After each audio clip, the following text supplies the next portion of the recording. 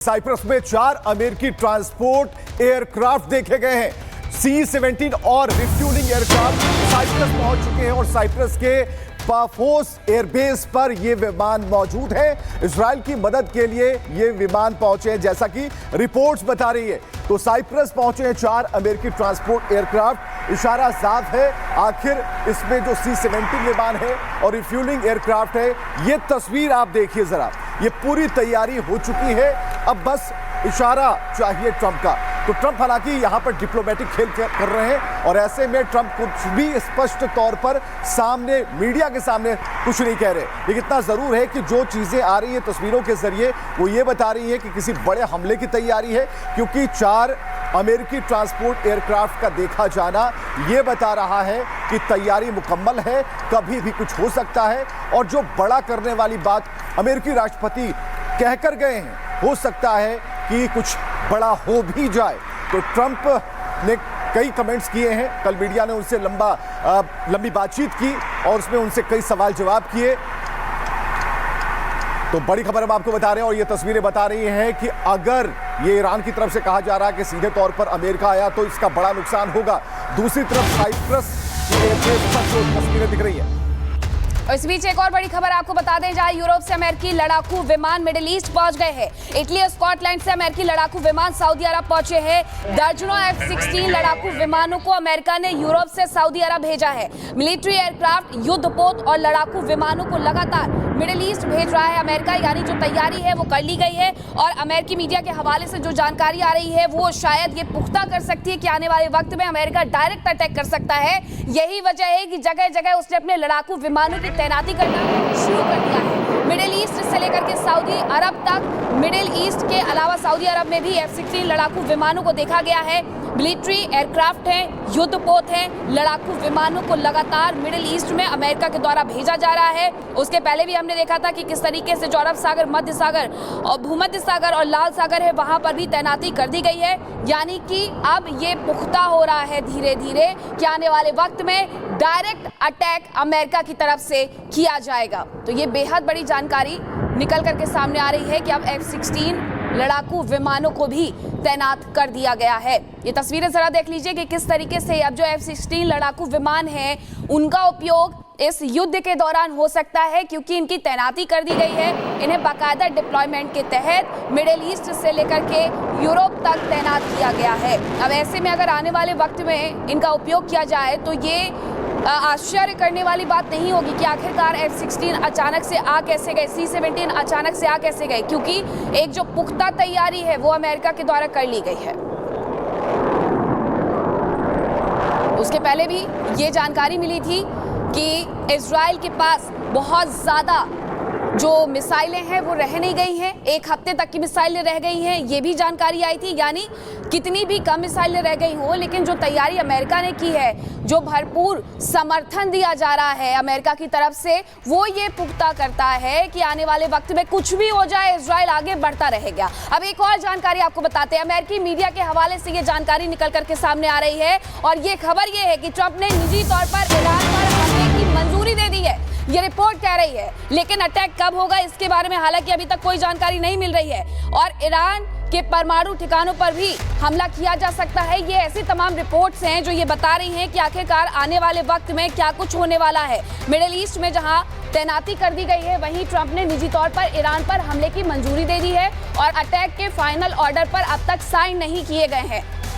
Attack के final order पर हालांकि अभी तक साइन नहीं किए गए हैं। ये जानकारी निकल करके सामने आ रही है अमेरिकी मीडिया के हवाले से। ये बेहद बड़ी खबर है। इसी बात का मैं जिक्र भी कर रही थी कि अमेरिकी मीडिया के हवाले से ये कहना है कि अमेरिका कभी भी डायरेक्ट अटैक कर सकता है। ट्रंप ने निजी तौर पर ईरान पर हमले की मंजूरी दे दी है, लेकिन इसके बारे में रिपोर्ट्स पर अभी भी साइन नहीं किए गए हैं, ये जानकारी बताई जा रही है। हालांकि जिस तरीके से लड़ाकू विमानों की तैनाती हो रही है उसमें आश्चर्य करने जैसा कुछ नहीं है कि आने वाले वक्त में अगर दोनों देश साथ आकर के हमला ईरान। बड़ी खबर की तरफ आपको लिए चलते हैं। ट्रंप ने कहा है कि अगले हफ्ते कुछ बड़ा होना और ईरान के परमाणु ठिकानों पर हमला करने के सवाल पर डोनाल्ड ट्रंप ने साफ तौर पर कहा कि अगले हफ्ते कुछ बड़ा होने वाला है। यानी कि ये दूसरी बार है जब ट्रंप कह रहे हैं कनाडा से निकलते हुए भी ट्रंप ने यही बात कही थी, लेकिन इस बार जो कह रहे हैं उस पर जरा ध्यान दीजिएगा।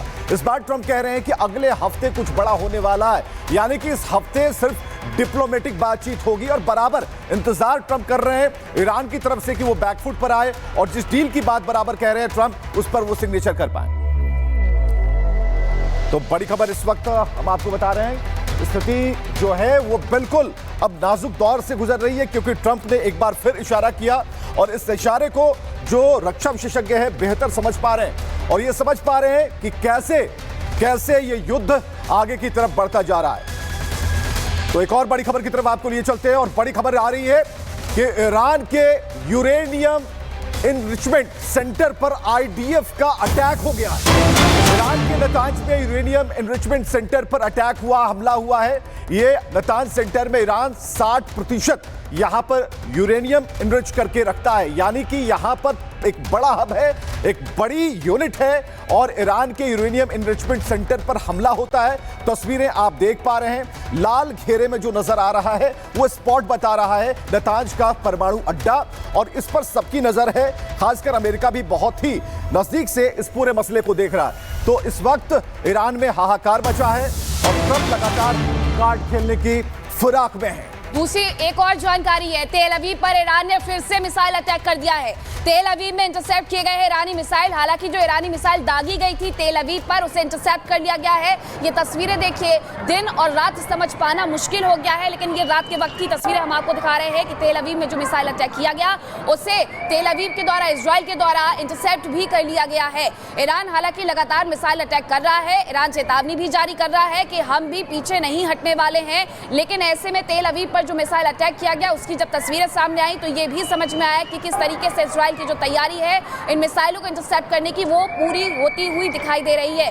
यही वजह है कि ये मिसाइल अपने लक्ष्य को भेद नहीं पाई है, इन्हें इंटरसेप्ट कर दिया गया, वही मार गिराया गया। हालांकि तेल अवीव की तस्वीरें भी बदली हुई नजर आती हैं, जहां खंडर के खंडर बिल्डिंग जो है वो तब्दील हो गई हैं, लेकिन अभी भी इंटरसेप्ट जो है वो किया जा रहा है तेल अवीव के द्वारा, इजराइल के द्वारा। तो ईरान और इजराइल के बीच 6 दिन से संघर्ष जारी है और इजराइल के हमले से ईरान में 70 महिलाओं और बच्चों समेत 200 से अधिक लोगों की जान चली गई है। जबकि वहीं बात करें इजराइल की तो 24 लोगों की मौत हो चुकी है, जबकि दोनों देश एक दूसरे पर लगातार मिसाइलों से अटैक कर रहे हैं। देखिए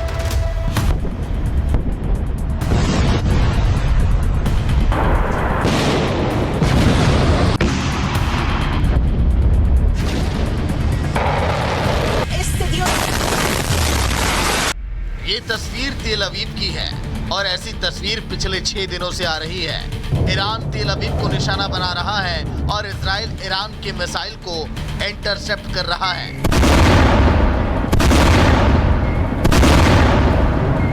वहीं इजराइल भी तेहरान पर ताबड़तोड़ हमले कर रहा है। इजराइल के लड़ाकू विमान तेहरान में कोहराम मचा रहे हैं। ईरान का एयर डिफेंस सिस्टम पूरी तरह से नाकाम साबित हुआ।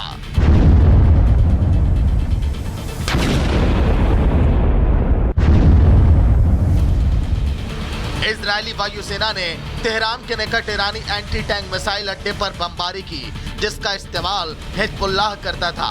मिसाइल अड्डे को इजराइल ने तबाह कर दिया।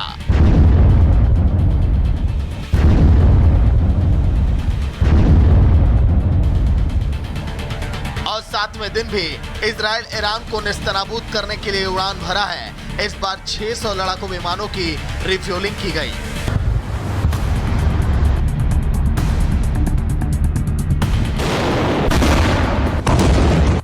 6 दिनों से चल रहे इजराइल ईरान युद्ध में भारी नुकसान हुआ है। ईरान ने 400 मिसाइलें, सैकड़ों ड्रोन दागे।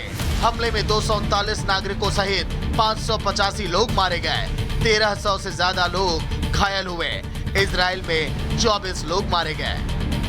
ईरान में इजराइल हमले का विरोध हो रहा है। लोग सड़कों पर उतरकर अटैक का विरोध कर रहे हैं, लेकिन अब कोई प्रदर्शन कर ले या फिर एक दूसरे को धमकी दे दे, दोनों देशों से तबाही की तस्वीरें लगातार सामने आ रही हैं।